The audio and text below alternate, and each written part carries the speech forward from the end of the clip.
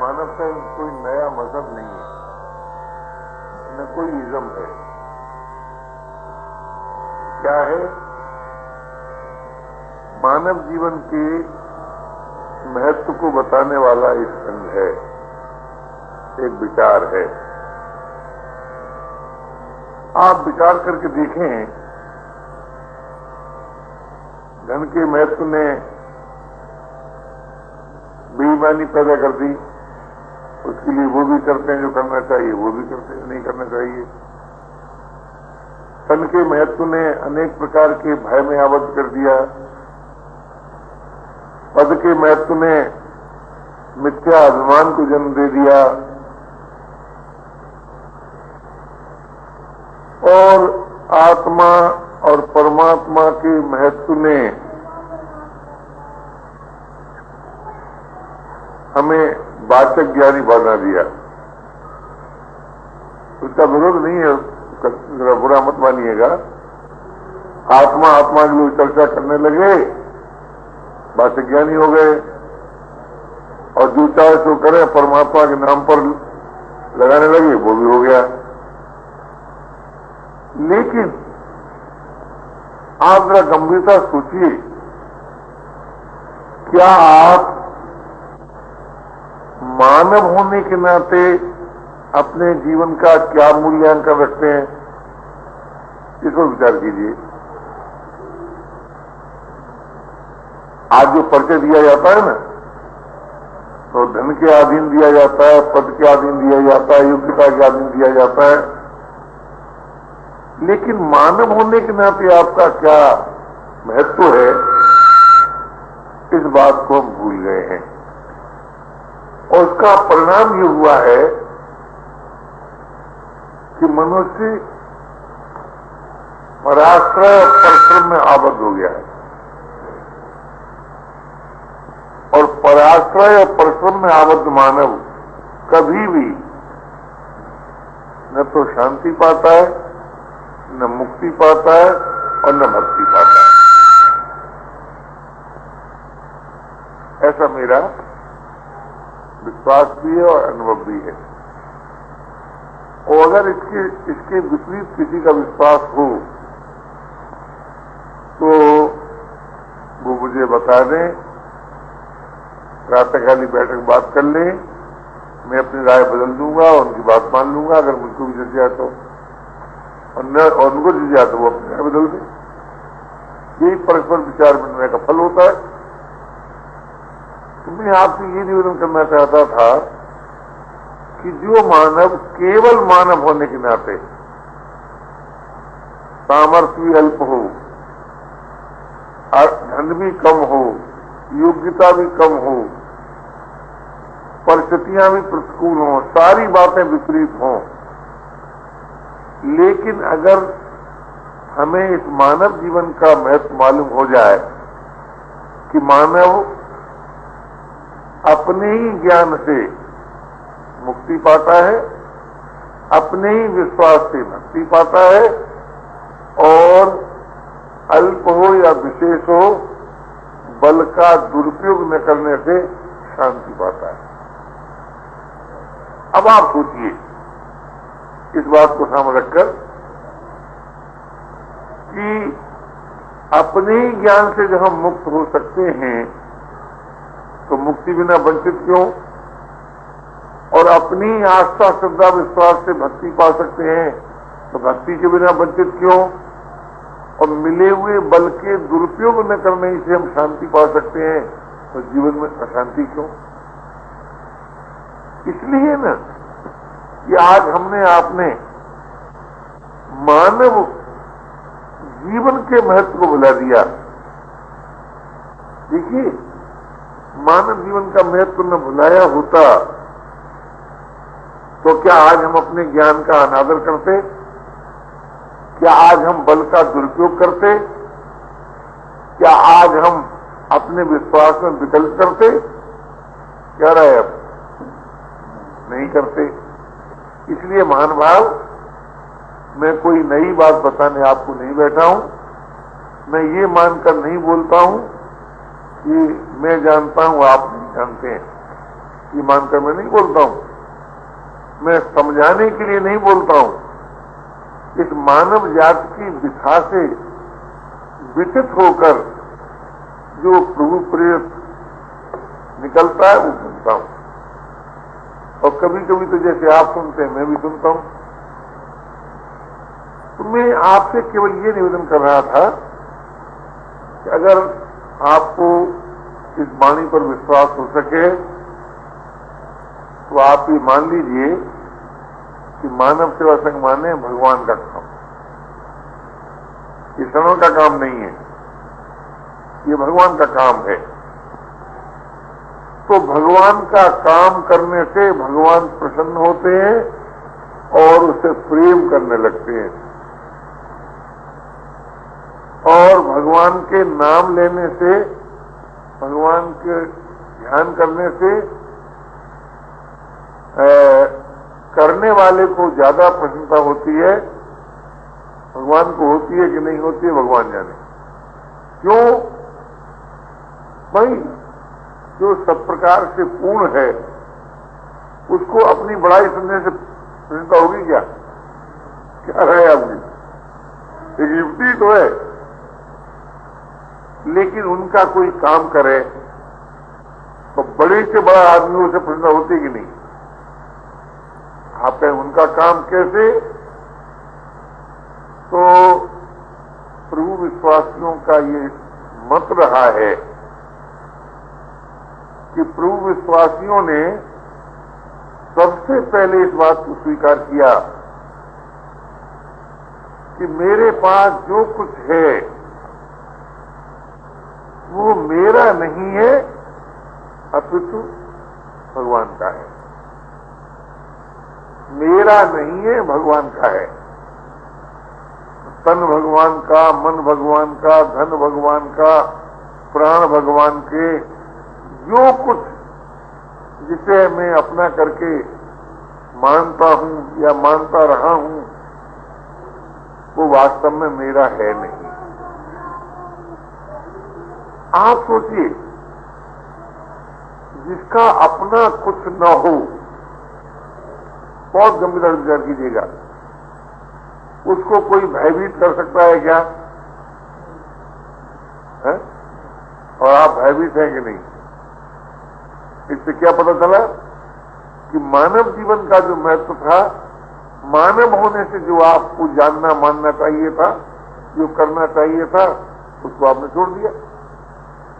पहले मानवीय में तो यह सामर्थ्य है, ये अपनी ज्ञान पूर्वक ये कह सके कि व्यक्तिगत कुछ नहीं है और किसी में सामर्थ्य नहीं है, और श्रद्धा विश्वास पूर्वक ये स्वीकार कर सके मेरी भगवान से जाति एकता है, मेरा भगवान से नित्य संबंध है, मेरा भगवान से आत्मीय संबंध है।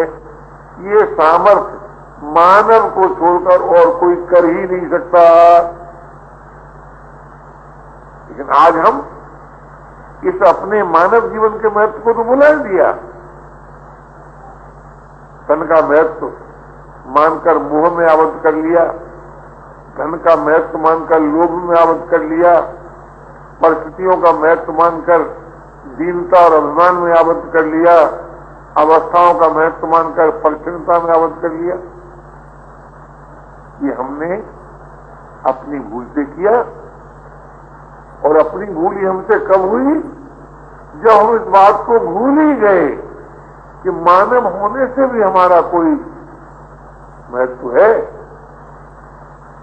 स्वस्थ शरीर के देख कर आप महत्व आंकते हैं, धन को इकट्ठा करके आप महत्व आंकते हैं, पद को प्राप्त करके आप महत्व आंकते हैं, योग्यता संपादन करके अपना महत्व आंकते हैं। लेकिन धन कम हो या अधिक हो, इससे कोई मानव के मानव जीवन के महत्व में थोड़ी अंतर आता है। अरे भाई, आप सोचिए, आप बहुत बड़े संपत्तिशाली हो गए, लेकिन क्या सही चौकीदार आपको नहीं चाहिए? क्या राय? क्या सही रसोई आपको नहीं चाहिए? क्या सही कमरा साफ करने वाला आपको नहीं चाहिए? क्या राय आपको? चाहिए। इससे क्या सिद्ध हुआ कि अधिक सामर्थ्य होने से आप कोई स्वाधीन हो गए हो सो तो नहीं हो गए, अभय हो गए हो सो नहीं हो गए, समता में स्थित हो गए हो सो नहीं हो गए क्या? नहीं हो गए। तो क्यों नहीं हो गए? कि अधिक संपत्ति होने से ही मानव मानव हो सकता है और अल्प संपत्ति से मानव मानव नहीं हो सकता। अधिक योग्यता से मानव मानव हो सकता है, अल्प योग्यता से मानव मानव नहीं हो सकता। इस रहस्य को भूल जाने से आप कितनी बड़ी पदवी पर हों पर पराधीन ही है, पराश्रित ही है। यह दिशा अगर आपको सताती हो तो फिर आप अपने इस मानव जीवन के महत्व पर विचार कीजिए। आपको गौरव हो इस बात का कि प्रभु ने मानव का निर्माण अपने में से किया है और अपने लिए किया है। सृष्टि का निर्माण भले ही मानव के लिए किया हो, पर मानव का निर्माण प्रभु ने अपने में से किया है और अपने लिए किया है। क्यों? मानव को छोड़कर कोई भी आस्था, श्रद्धा, विश्वास के आधार पर बिना देखे भगवान को अपना कह नहीं सकता। हो सके बताओ कौन कह सकता है? बिना देखे भगवान को। और मानव को छोड़कर कोई भी अपने ही ज्ञान के द्वारा मिले हुए शरीर से और देखे हुए संसार से संबंध कोई नहीं तोड़ सकता मानव को छोड़कर। ये मानव की सामर्थ्य है। और जरा गंभीरता सोचिए कि मानव ही बल का सदुपयोग कर सकता है, बल के अभिमान से रहित हो सकता है, बुराई का उत्तर भलाई से दे सकता है और भलाई के फल और अभिमान से मुक्त हो सकता है। ये सारी विशेषताएं केवल मानव में हैं। और मानव का अर्थ क्या है? जो कुछ कर सकता हो, जो कुछ जानता भी हो और जो कुछ मानता भी हो। अर्थात जिसमें करने की सामर्थ्य हो, अल्प या विशेष का कोई बात नहीं है, अथवा जिसमें जानने की सामर्थ्य भी हो अथवा जिसमें मानने की भी सामर्थ्य हो। ये तीनों प्रकार की सामर्थ्य जिसमें होती है उसका नाम मानव है। अथवा यूं कहो, इन तीन तत्वों से ही हम मानव हैं। हम कुछ कर सकते हैं, हम कुछ जानते हैं, हम कुछ मानते हैं। तो जो भी कर सकते हैं वह क्या है? किसके द्वारा कर सकते हैं? उसका नाम बल है। बल। देखो भाई, बिना बल के कोई कुछ कर सकता है क्या? क्या रहा है? नहीं कर सकता। तो इसका मतलब हुआ कि मानव को बल मिला है। और बिना ज्ञान के कुछ जान सकता है क्या? तो इसका मतलब हुआ कि मानव को ज्ञान मिला है। और बिना आस्था, श्रद्धा, विश्वास कोई मान सकता है क्या? तो मालूम हुआ कि मानव को विश्वास मिला है। तो बल, ज्ञान और विश्वास जिसमें है उसका नाम हुआ मानव। अब आप देखिए, मानव के पास जो बल है वो संसार के काम आता है और मानव के पास जो ज्ञान है वो उसके अपने काम आता है और मानव में जो विश्वास है वो भगवान के काम आता है। अब इसी देखिए इस जीवन का महत्व, इस दृष्टि देखिए कितना बड़ा संसार नन्हे से मानव की जरूरत अनुभव करता है और मानव को जो ज्ञान मिला है उससे मानव निर्मम होकर निर्विकार और निष्काम होकर शांति और असंग होकर मुक्ति पाता है। और मानव में जो विश्वास है उसके द्वारा मानव प्रभु से जाति एकता, नित्य संबंध एवं आत्मीय संबंध स्वीकार कर प्रेम प्रदान कर सकता है। अब आप सोचिए, मानव का जीवन कितना सुंदर हुआ कि संसार भी उसकी आवश्यकता अनुभव करे, भगवान भी उसकी आवश्यकता अनुभव करे और वो अपने ही ज्ञान से निर्विकार, शांत और मुक्त हो जाए। ये मानव की महिमा है। आज हमसे भूल क्या हुई?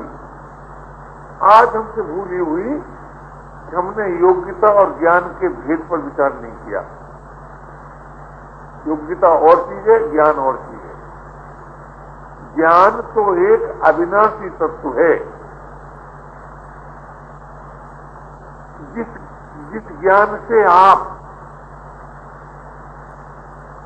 बल के दुरुपयोग को अपने प्रति नापसंद करते हैं, जिस ज्ञान से आप ये जानते हैं कि संयोग वियोग में बदल रहा है, ज्ञान से भी जानते हैं ना, बल के दुरुपयोग को जानते हैं कि ठीक नहीं है और संयोग वियोग में बदल रहा है, ये भी आप जानते हैं, अच्छी तरह जानते हैं। इससे क्या सिद्ध हुआ कि मुझे बल का दुरुपयोग नहीं करना चाहिए, मुझे निर्मम, निष्काम और असंग हो जाना चाहिए। ये उसका मतलब हुआ ना। और मुझे आस्था, श्रद्धा, विश्वास पूर्वक प्रभु से आत्मीय संबंध, नित्य संबंध, जातीय संबंध स्वीकार कर लेना चाहिए। अगर ये कार्यक्रम आप पूरा कर डालते हैं, फिर देखिए कि आपके जीवन का क्या महत्व है। बल का सदुपयोग करने वाला सभी को चाहिए कि नहीं? ज्ञान पूर्वक जिसने निर्विकारता, चिर शांति, स्वाधीनता प्राप्त की है, वो सभी को पसंद आता है कि नहीं? आस्था, श्रद्धा, विश्वास पूर्वक जिसने प्रभु से आत्मीय संबंध स्वीकार करके हृदय जीवन को प्रेम से भर लिया है, वो सबको चाहिए कि नहीं? अब आप सोचिए, अगर आपको इस मानव जीवन के महत्व पर भरोसा होता तो आज आप तन को बनाए रखने के लिए मोह में आबद्ध न हो जाते। आज आप धन के संग्रह करने के लिए ईमानदारी नहीं छोड़ बैठते। सोचिए, आज आप अपने ज्ञान का अनादर करके पराधीनता में आबद्ध न हो जाते। आज आप अपनी श्रद्धा में विकल्प करके वस्तु व्यक्तियों के विश्वास में आकर अनेक दोषों में आबद्ध न हो जाते। इसलिए महानुभाव, मैं कोई अपनी बात नहीं कहना चाहता हूं, मैं केवल आपसे ये निवेदन करना चाहता हूं कि आप मानव होने के नाते यदि मानव जीवन के महत्व को अपनाकर मानव जाति के सामने अपने जीवन का चित्र इस प्रकार का रख देते, तय कर लेते, चाहे कोई मेरे साथ कुछ भी करे, मैं बल का दुरुपयोग नहीं करूंगा, मैं अपने ज्ञान का अनादर नहीं करूंगा, मैं अपनी श्रद्धा में विकल्प नहीं करूंगा। अगर ये तीन बातें आप तय कर लेते तो मानव सेवा संघ ने इन्हीं तीन बातों को सत्संग बताया है। व्याख्यान देने को सत्संग नहीं बताया, पोथी पढ़ने को सत्संग नहीं बताया, गीत गाने को सत्संग नहीं बताया। उसको बताया ये सत्चर्चा है, सत्चिंतन है, सत्कार्य है, पर सत्संग नहीं है। और सत्संग के बिना कोई भी न तो शांति पाता है, न मुक्ति पाता है, न भक्ति पाता है, न उदार हो पाता है, न स्वाधीन हो पाता है और न प्रेमी हो पाता है। इसलिए महानुभाव, इस मानव जीवन का जो परम पुरुषार्थ है वो एकमात्र सत्संग है। सत्संग, सत्संग मतलब क्या? जो आपके जानते हुए सत्य है, मेरे बताए हुए नहीं, आपके जानते हुए जो सत्य है उसको अपना लेना। अब आप सोचिए, कोई भी व्यक्ति सबल से क्या आशा रखता है? रक्षा की कि विनाश की? तो क्या हमारा बल रक्षा में लगता है? ये हम नहीं कहते किसकी रक्षा में लगता हो, किसी की रक्षा में लगना चाहिए। और हमारा ज्ञान क्या हमारे काम आता है? हमारे काम आना चाहिए। हमारा विश्वास एकमात्र विकल्प रहित होकर प्रभु को स्वीकार करता है क्या? अब आप सोचिए, मुंह से कहें राम राम और विश्वास करें धन में, ये क्या है? ईमानदारी है? आप विचार कीजिए। तो मैं केवल ये निवेदन कर रहा था आपसे कि जब मानव विश्व शांति में, सुंदर समाज के निर्माण में बल का दुरुपयोग करके भाग ले सकता है, तो संसार के लिए उपयोगी हुआ कि अनुपयोगी हुआ? संसार के लिए जी उपयोगी हो गया। और जब मानव अपने ही ज्ञान के द्वारा निर्मम होकर निर्विकार हो सकता है, निष्काम होकर शांत हो सकता है, असंग और मुक्त हो सकता है, तो बताइए उसको पोथी की ज्ञान जरूरत पड़ेगी क्या? और पोथी में इससे अधिक ज्ञान है क्या? जो ज्ञान मानव में है वही ज्ञान वेदों में है। योग्यता को जान दीजिए, विज्ञान में भेद है, सामर्थ्य में भेद है। तो मैं आपकी निवेदन कर रहा था कि आप अपने ज्ञान से मुक्ति के अधिकारी, आप अपने विश्वास से भक्ति के अधिकारी, और बल का दुरुपयोग न करके सुंदर समाज के निर्माण में आप भाग ले सकते। लेकिन भूल क्या हुई? भूल ये हुई कि एक चौकीदार आज मानवपन को भूलकर वो सोचता है मैं तो बड़ा भागा हूं, मैं तो बड़ा दीन हूं। क्यों? साहब बहादुर सो रहे हैं, मैं पैर दे रहा हूं। अरे ये नहीं सोचता कि मेरे ही द्वारा साहब अभय सो सकता है, नहीं सो नहीं सकता, ये नहीं सोचता।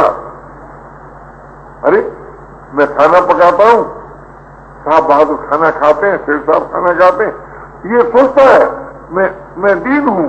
और ये नहीं सोचता कि मैं सेठ और साहूकार के काम आता हूं, मेरे बिना साहूकार जिंदा नहीं रह सकता, ये नहीं सोचता। मतलब क्या? अपने कर्तव्य का महत्व हम भूल गए। अधिकार हमको पसंद आता है, करते। देखिए, कर्तव्य का मतलब क्या है? कर्तव्य का मतलब है दूसरों के अधिकारों की रक्षा। ये कर्तव्य का मतलब है। पत्नी होकर पति के अधिकार, पति होकर पत्नी के अधिकार, पुत्र होकर पिता के अधिकार, पिता होकर पुत्र के अधिकार, भाई होकर भाई के अधिकार, व्यक्ति होकर समाज के अधिकार। अरे हम कहां तक हैं? जीव होकर ईश्वर के अधिकार। तो जो मानव दूसरों के अधिकार की रक्षा के लिए बनाया गया था, वो आज अधिकार लालसा में आबद्ध होकर इस दुर्दशा में है। महाराज, एक सज्जन का पत्र आया अमेरिका से, उन्होंने बड़े अच्छे ढंग से लिखा, बाहर बहुत कड़ी सर्दी हो रही है, मैं कमरे में, एयर कंडीशन कमरे में मलमल का कुर्ता पहने बैठा हूं। बाहरी उपचारों की कमी नहीं है, लेकिन यहां का इंसान मशीन के समान दिन रात परिश्रम। उन्होंने कहा, तो मैं आपसे ये निवेदन करना चाहता था कि आज अगर आपका हृदय अपनी व्यक्तिगत पीड़ा से पीड़ित होकर यदि मानव जाति की पीड़ा से पीड़ित होता है, तो अब आप सोचिए कौन सा उपाय ऐसा हो सकता है जिससे विश्व शांति का प्रश्न, जीवन मुक्ति का प्रश्न और भक्ति का प्रश्न हल हो जाए। सोचिएगा, किससे हो सकता है कि आप ये कर सकते हैं कि एक फैक्ट्री चलाएं और सब पुर्जे बराबर के हो जाए? फैक्ट्री चलेगी? क्या आप ये कर सकते हैं कि एक मकान बनाए और उसमें सब ड्राइंग रूम में बना दे? ये नहीं हो सकता। मकान के लिए सभी आवश्यक कमरों की जरूरत होती है, समाज के लिए सभी श्रेणियों की जरूरत होती है। कोई ईमानदार नहीं कह सकता कि आप कह सकते हैं कि आप अपने शरीर को केवल मस्तिष्क के आधार पर चला लें। नहीं चला सकते। पैर भी चाहिए, हाथ भी चाहिए, इंद्रियां भी चाहिए, प्राण भी चाहिए। तो उसी प्रकार अगर आप इस विश्व शांति के प्रश्न को सचमुच हल करना चाहते हैं तो आपको क्या करना होगा? अधिकार लालसा को छोड़ना होगा और कर्तव्य परायणता को स्वीकार करना होगा। पर ये बल कब आएगा? ये बल कब आएगा? अधिकार लालसा को छोड़ने का बल कब आएगा? कर्तव्य पालन का बल कब आएगा हम में? ये तब आएगा कि जब हम पहले अपने ज्ञान के द्वारा अपने को निर्विकार, शांत और स्वाधीन बनाए। बल्कि बाहर से बल नहीं आएगा, एटम बम से बल नहीं आएगा, हाइड्रोजन बम से बल नहीं आएगा, अधिक मिलिट्री बढ़ाने से बल नहीं आएगा, अधिक डिपार्टमेंट खोलने से बल नहीं आएगा, राज्य प्रणाली बदलने से बल नहीं आएगा। आया हो तो बताओ। एक मैंने ऐसी दुख भरी घटना सुनी। मैं सोचता था कि हिंदुस्तान के ये ऑफिसर बेईमान हैं, संपन्न देशों के ईमानदार होंगे। महाराज, एक ने ऐसी भीतरी बात बताई मुझको, नाम उसका नहीं लूंगा। वो भी एक बड़ा ऑफिसर क्लास का आदमी था। उसने कहा कि एक बार अमेरिका में कुछ निश्चित समय के लिए नोट छापे गए, निश्चित समय के लिए जरूरत पड़ गई होगी।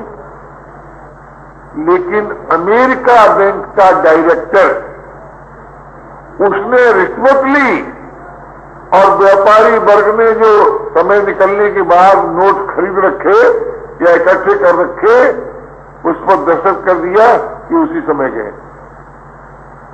तो मैं चौंक गया एकदम। तो मैं तो अपने देश की इस भूल से बहुत दुखी था। ऐसे संपन्न देश में भी ऐसा होता है? तो महाराज, आप जो बाहरी आडंबर बढ़ा कर ये सोचते हैं कि हमारे व्यक्तिगत जीवन में शांति होगी, पारिवारिक जीवन में शांति होगी, सामाजिक जीवन में शांति होगी, राजनीतिक जीवन में शांति नहीं हो सकती, नहीं हो सकती। तब मानव सेवा संघ का ये क्या होता है, ये प्रेरणा कहिए, ये आवाज कहिए कि हे मानव, तुम अपने महत्व को अनुभव करो। तुम बड़े सुंदर हो। क्यों सुंदर हो? ये तुम्हारी उपार्जित सुंदरता नहीं है। तुम्हारा निर्माण जिसने किया है वो सब प्रकार से पूर्ण है। उसके तुम आत्मज हो, उसके तुम आत्मज हो, उससे तुम्हारी अभिव्यक्ति हुई है।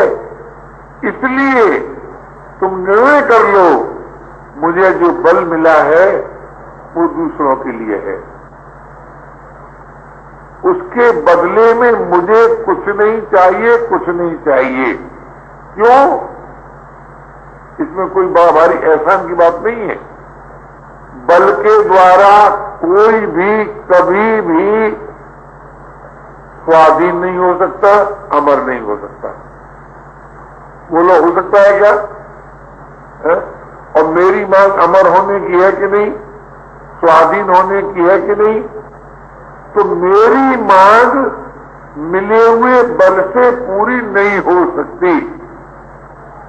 अगर ये बात आपको जच जाए तो फिर क्या घबराओगे कि मैं चौकीदार क्यों बना दिया गया, मैं मैनेजर क्यों नहीं बना दिया गया? फिर तो नहीं घबराओगे। बोले मुझको बर्तन क्यों मानने पड़ते हैं, मुझे हुकूमत करने को क्यों नहीं मिलती? लेकिन जब तुम इस बात को भूलते हो और ये सोचते हो बल मेरे लिए है, तब मिथ्या अभिमान में आकर गलत काम भी करते हो, सही काम भी करते हो और काम के अधीन भी हो जाते हो, काम ही हो जाते हो, काम ही। इसलिए महान भाव, आप मानव हैं, आपके पास जो बल है वो दूसरों के लिए है। मानव से संग ये नहीं कहता कि बल साहब मुझे दे दो, आपका जी चाहे उसे दे दे पर दूसरों के काम में लगा दे। दूसरे के मानी कहां निकलता है दूसरापन? जो अपने से कभी भी अलग हो सकता है वो अभी भी अलग है। जो अपने से कभी भी अलग हो सकता है वो अभी भी अलग है, और जो अपने से अलग है वही है दूसरा। उसकी सेवा में लगा दो, उसमें आपका स्थूल शरीर भी है, उसमें आपका सूक्ष्म शरीर भी है, उसमें आपका कारण शरीर भी है, परिवार भी है, समाज भी है, देश भी है, संसार। पर एक बात का ध्यान रखो कि चाहे जिसकी सेवा में बल लगा दे, इसमें कोई आपत्ति नहीं होगी। अगर कल्पना करो आप किसी की सेवा न करें तब भी कोई विशेष हानि नहीं होगी, आपकी हानि होगी, समाज की हानि नहीं होगी। समाज की हानि होती है बल के दुरुपयोग से, और व्यक्ति का विकास होता है बल के सदुपयोग से। अगर आपको व्यक्तिगत विकास अपना करना है, कि बड़े रहस्य की बातें हैं, दार्शनिक बातें हैं, गंभीरता से विचार करेंगे तो आपको पता लग जाएगा कि आपकी बातें हैं। मैं जो कह रहा हूं वो मेरी बात नहीं है।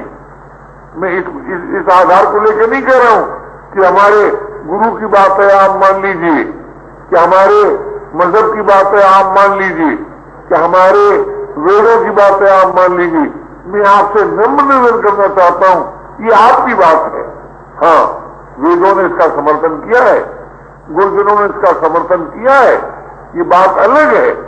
वेद विरोधी बात नहीं है, गुरुजनों के विरोधी बात नहीं है, लेकिन है ये बात आपकी आपकी आपकी। कौन सी बात? बल मेरे लिए नहीं है, ये मनुष्य मात्र की अपनी बात है, बल मेरे लिए नहीं है। ज्ञान मेरे लिए है और विश्वास प्रभु के लिए है। प्रभु से भिन्न कोई विश्वास पात्र नहीं है। आपके ज्ञान से ही आप मुक्त हो सकते हैं, बाहर का ज्ञान मुक्त नहीं कर पाया। नहीं, पोथी तो आपने बहुत पढ़ी, आत्म बस्तर भूतेषु का पाठ किया, नैनम सिद्धम सस्तानी का पाठ किया, और मरने से मरने का भय नहीं गया, और अपनी लुगाई को भी अपने बराबर समझ नहीं पाए, तो आत्म बस्तर भूतेषु की बात अलग रही। इसलिए ये बाहर का जो ज्ञान है वो आपके ज्ञान का समर्थक है, कोई नया ज्ञान नहीं है। हम आपको क्या बताएं, आज जहां देखो वहां आज योग के नाम पर शारीरिक जिम्नास्टिक होती है, लोग उसे गौरव समझते हैं। आज ज्ञान के नाम पर पोथी पढ़ी जाती है, लोग उसे गौरव समझते हैं। आज विश्वास के नाम पर क्या क्या आप करते हैं, ये इसको सोचिए जरा, और इस बात को अपने हृदय में रखिए कि विश्वास प्रभु के लिए है। किस प्रभु माने? जिसको देखा नहीं सुना है, सुने हुए के लिए विश्वास, और ज्ञान बोले देखे हुए के लिए, और बल बोले संसार के लिए। बल संसार के लिए है, आपके लिए नहीं है, ज्ञान आपके लिए है। ज्ञान पूर्वक आप जीवन मुक्ति का आनंद अभी ले सकते हैं, चिर शांति अभी पा सकते हैं, निर्विकारता अभी प्राप्त कर सकते हैं, और विश्वास प्रभु के लिए है। उस विश्वास के आधार पर भक्ति आप प्राप्त कर सकते हैं।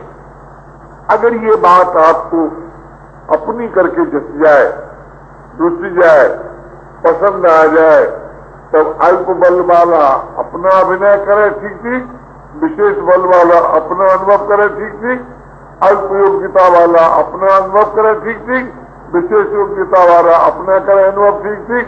लेकिन एक बात तो बताओ भैया, अभिनय कैसा ही हो, अभिनय कर्ता के लिए छोटा बड़ा होता है क्या? कि विधिवत करना चाहिए, ठीक करना चाहिए, ये अभिनय की महत्ता होती है। अभिनय में ये महत्ता नहीं होती कि साहब मैं तो ब्राह्मण का लड़का था, मुझे कालू भंगी का अभिनय क्यों दे दिया गया? इसको होता है? इस संबंध में एक बड़ा ऐतिहासिक उदाहरण दूंगा आपको। एक बार बंगाल में नील दर्पण नाम का एक ड्रामा खेला गया था। उस समय अंग्रेज जाति के कुछ लोग बिहार में नील की कोठियां और जमींदार थे, और वो काश्तकारों के साथ, गरीबों के साथ जो जुल्म करते थे, उस जुल्म को दिखाने के लिए नील दर्पण नाम का ड्रामा खेला गया था कलकत्ते में। और उसमें ईश्वरचंद्र विद्यासागर भी दर्शक थे। तो वो जो अभिनय करता जो था, वो अंग्रेज बनकर के जो जुल्म दिखा रहा था, तो ईश्वरचंद्र विद्यासागर जैसे शांत और महापुरुष के मन में क्षोभ हो गया, और कुर्सी पे बैठे उतार के जूता फेंक के मारा। तो अभिनय था, उसने जूता सिर पर दिया, हुजूर जूता इनाम, मेरा काम पूरा हो गया। क्यों? मुझे बताना था कि अंग्रेज क्या जुल्म कर रहे हैं।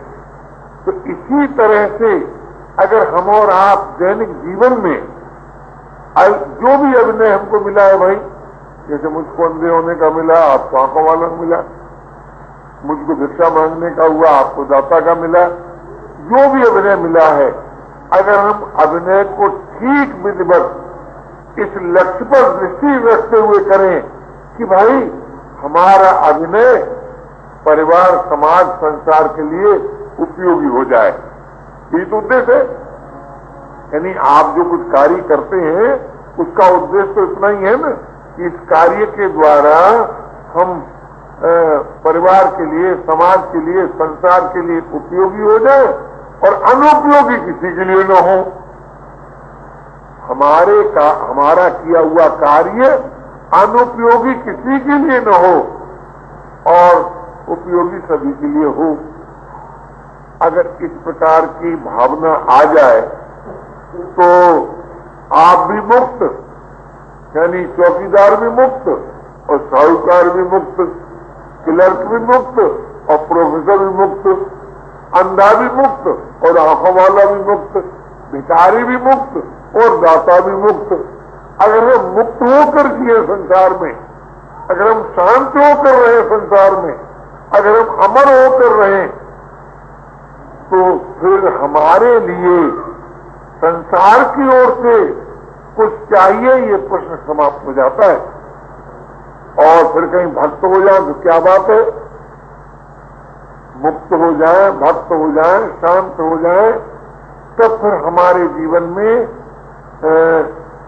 वो विकार जिनके मिटाने के लिए लोगों ने राष्ट्र की कल्पना की, लेकिन विकार मिटा नहीं।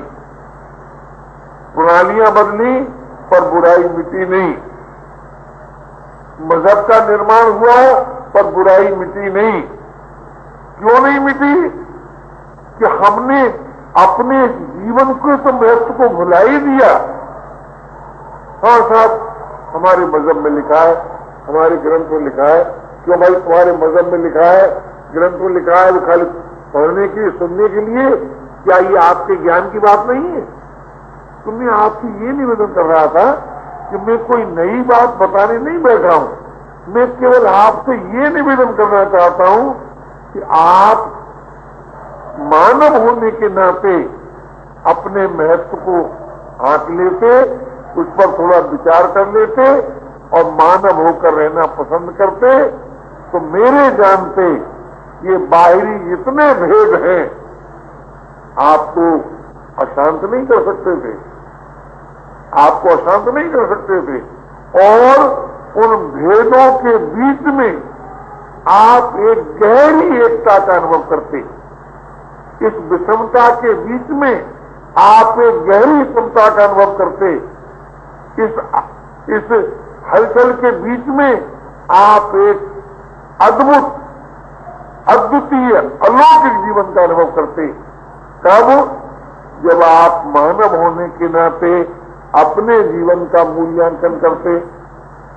आज हमसे बड़ी भारी भूल हो जाती है कि हम मानव होने के नाते जीवन का मूल्यांकन ही नहीं करते हैं। हम तो परिस्थिति के अधीन मूल्यांकन करते हैं। और भैया सभी परिस्थितियां अभाव रूप हैं, कोई अभाव रहित परिस्थिति है नहीं, हो सकती नहीं, अब तक हुई नहीं, आगे कभी होगी नहीं। सभी परिस्थितियां अभाव रूप हैं और अभाव के रहते हुए, कमी के रहते हुए आप शांति नहीं पा सकते, स्वाधीनता नहीं पा सकते, परम प्रेम को नहीं पा सकते। और शांति के बिना योग नहीं मिलता, स्वाधीनता के बिना बोध नहीं होता और प्रेम के बिना नित्य नव रस की अभिव्यक्ति नहीं होती। तो मानव की मांग थी योग, बोध और प्रेम की प्राप्ति। ये थी उसकी मांग। दशा क्या है? भोग मोह आसक्ति में बंधा हुआ। भोग में बंधाऊं, जहां भोग रहता है वहां मोह और आसक्ति रहती है। ऐसे ही जहां योग होता है वहां बोध और प्रेम रहता है। तो भोग में आबद्ध न होकर मैं योग प्राप्त कर लेता। योग किसके साथ होता है? जो सदैव है, सर्वत्र है, सभी का है, उसके साथ योग होता है। योग किसके साथ नहीं होता? जो कभी है और कभी नहीं है, और कहीं है और कहीं नहीं है, और किसी के पास है और किसी के पास नहीं है, उसके साथ योग नहीं हो सकता। तो जो सदैव है वो अभी भी तो है, चला कहां गया? सर्वत्र है तो अपने में भी तो है, और सभी का है तो अपना भी तो है। आप विचार तो कीजिए, जो सभी का होगा वो अपना नहीं होगा क्या? और जो सदैव होगा वो अभी नहीं होगा क्या? और जो सर्वत्र होगा वो अपने में नहीं होगा क्या? तो अपने में अपना जीवन धन है। ये इसको कहते हैं विश्वास। ये विश्वास है। ज्ञान क्या है? मेरा करके किसी भी काल में कुछ नहीं है। तो गौर कीजिएगा, मेरा करके इस संसार में कुछ नहीं है। जब मेरा करके कुछ है ही नहीं तो मुझे मिलेगा क्या? क्या रहे? कुछ नहीं मिलेगा। तो मेरा कुछ नहीं है, इसलिए मुझे कुछ नहीं चाहिए। ये तो ज्ञान से सिद्ध है। और जो सदैव है, सर्वत्र है, सभी का है, अद्वितीय है, समर्थ है, बोले सदैव होने से अभी है, सर्वत्र होने से अपने में है, सभी का होने से अपना है। तो अपने में अपना प्रियतम है। ये हुआ आस्तिक बात। मेरा करके कुछ नहीं है, ये हुआ अध्यात्मवाद। बल संसार के लिए है, ये हुआ भौतिक बात। तीन ही दृष्टिकोण होते। कोई कहेगा संसार है, कोई कहेगा मैं हूं, कोई कहेगा परमात्मा है। और दर्शन का आरंभ भी कैसे होता है? परमात्मा में समाप्त होता है। तो तीनों ही दृष्टियों से आप इतने सुंदर हैं कि कि भौतिकवाद की दृष्टि से संसार को आपकी मांग रहती है, अध्यात्मवाद की दृष्टि से आपको कुछ भी मांग नहीं रहती, और आस्तिकवाद की दृष्टि से प्रेम का दान मानव कर सकता है, प्रेम का पान भगवान कर सकता है। न कोई और प्रेम का दान कर सकता है, न कोई और प्रेम का पान कर सकता है।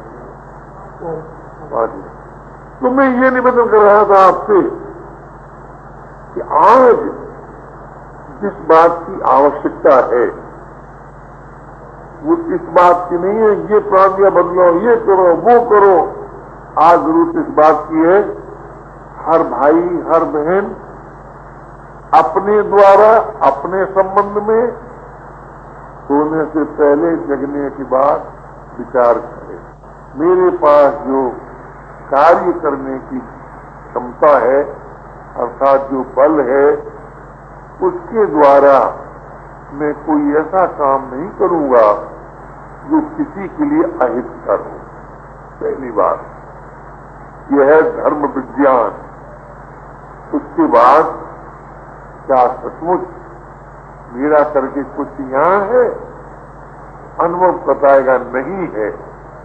यह अध्यात्मवाद, इससे मुक्त हो जाओ और सभी का सदैव सर्वत्र जो आनंद घन प्रभु है वह मेरा भी, मैं उसका भी। इस नाते से विश्वास पूर्वक प्रभु से जातीय संबंध स्वीकार करो।